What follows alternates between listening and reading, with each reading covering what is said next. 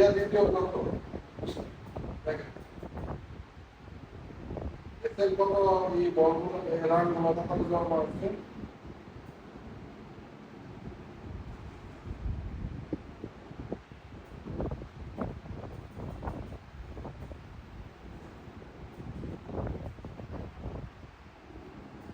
দেখেন কতগুলো এরান জমা আছে এরানগুলো তো দেখেন এরপর আমরা এখানে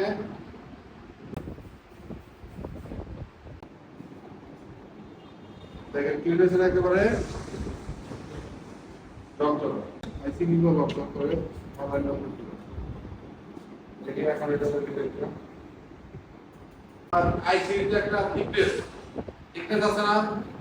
আর যখন এটা উপরে বসবো মাঝখানে একটা গ্যাপ থাকে না এই আইসি যখন আমি এখানে বসাইলাম আর প্লেট আইসির থেকে একটু শূন্য আছে না গ্যাপ আছে না এইখানে যখন আমি এইভাবে বসাই একটা শক্ত জায়গায় তখন কি হয় এই যে যখন আমি টুইটারে চাপ দিব তখন এই এটা তো নরম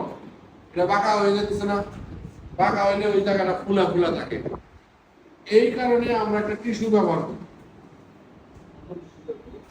টিস্যু নিয়ে এই টিস্যুটারে আমরা কি করব এই 8টা বাস করব বা 4টা বাস করব দেখি কয়টা বাসে আমাদের সুন্দর হয় 8টা বাস এখানে বসাইলাম দেখেন এতে কি হলো এখন এখানে আমি আইসি বসানোর পরে যখন প্লেটটা চাতা দেই তখন এখানে টিস্যু চতুর্দিকে নরম না একটা ব্যালেন্সের মধ্যে একটা ফোমের মতো কাজ করে